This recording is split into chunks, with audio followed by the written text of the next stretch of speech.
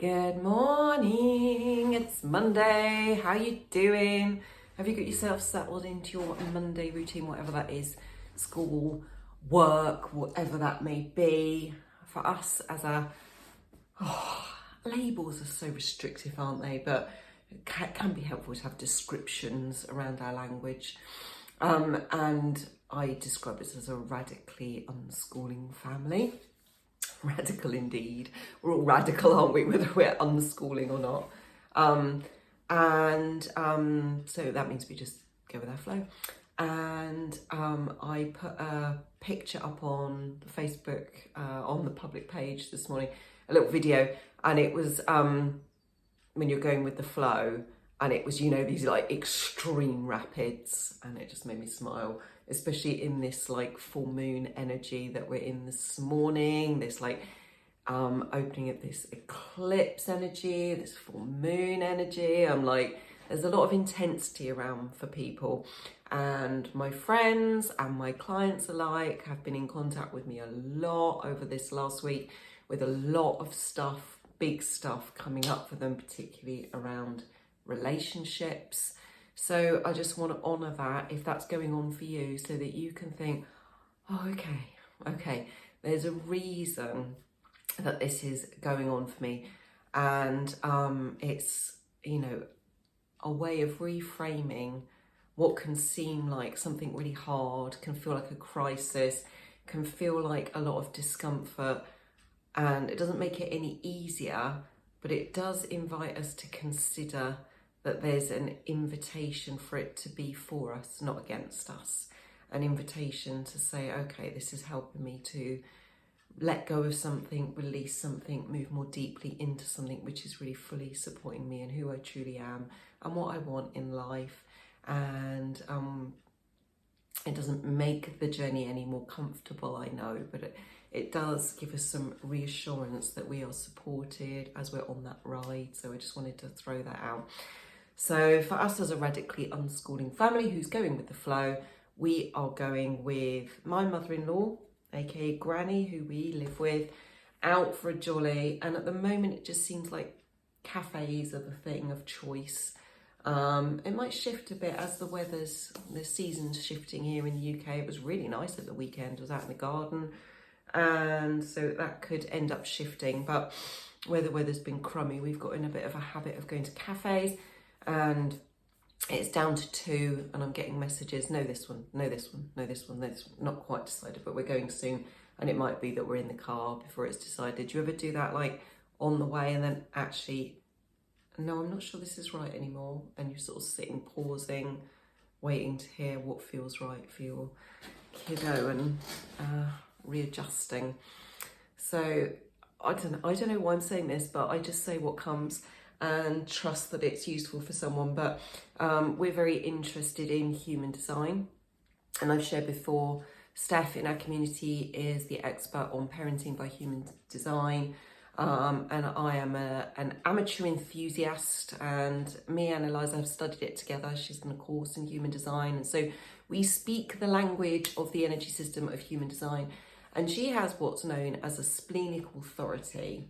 And like there are things about when your child's younger, when you find out about PDA, I'm sure you did this too, I'm sure it isn't just me. I made a lot of assumptions about things that were her that I assumed were PDA, whereas actually now I've learnt more about PDA, met other people with PDA, I see how differently it presents for people.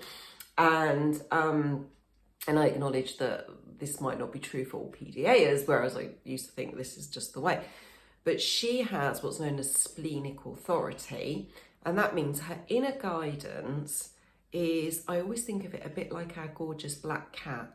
She kind of comes in a room, feels the energy, moves in, moves out.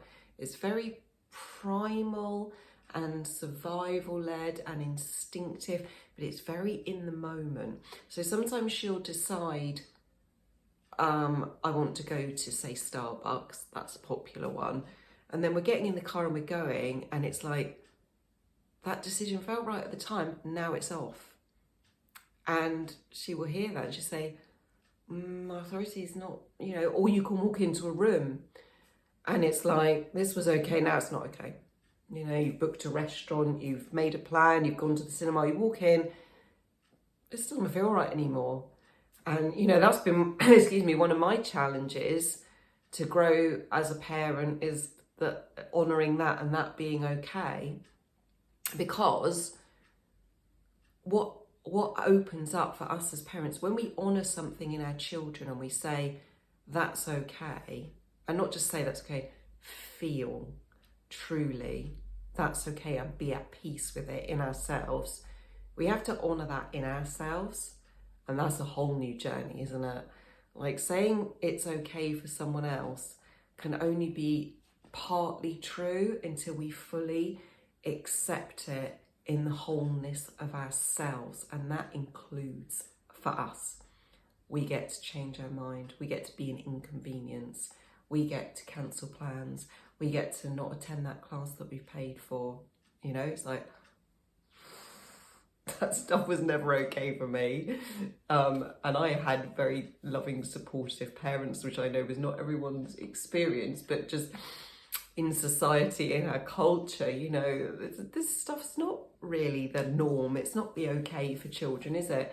And it's still, you know, it's still something which is unfolding and stretching me in my own deconditioning journey, you know, being okay with different levels of that. And some of you, you know, inspire me into so much more depth than I've trodden into in certain areas of this journey. So, you know, deep bow to those of you who travel with this. You know, there are things that you commit to and have to, in inverted commas, let people down around.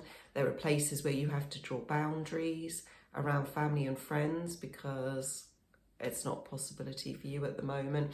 There are things that you pay out for, quite a lot of money sometimes, that you then come back from and just find peace with that, you know. And these can open up a lot of sensitivities and wounds and limits in ourselves. And what I want to suggest to you is, this is why I love to do EFT tapping with parents, because our children and young people open up stuff which invites us to journey in.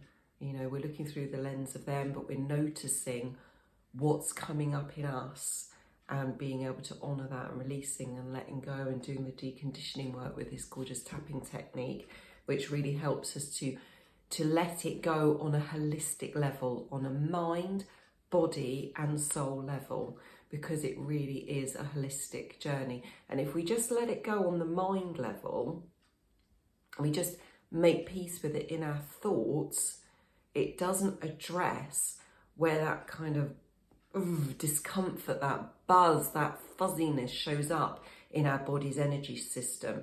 You know, and sometimes we talk about that, about our nervous system being triggered, or we might notice it, that our body gives us feedback that we don't feel okay, even though in our thoughts, logically, we're, okay, I've made sense of this now. This is okay because blah, blah, blah.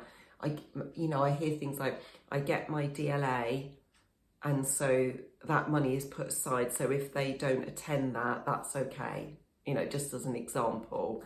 And that on a mind level, we've made peace with that. But inside, our stomach's crunching, or we're not breathing fully, or we're just feeling a bit like, or if someone challenges us on that, even gently and lovingly, if that's the case, you know, we feel that like defensiveness, we feel a need to justify, we feel a need to explain. We know that something from our past, some sort of wounding, some sort of conditioning is being triggered. And so EFT enables us to go deeper with that. So I wanted to just share that. Right, my loves, I hope you have a very, very lovely day. I will find out where we're going. We shall see. It's sort of down to 2 at the moment, but who knows? Either way, there'll probably be coffee involved for me. Have a gorgeous day. Lots and lots of love. Hope to see you tomorrow. Bye.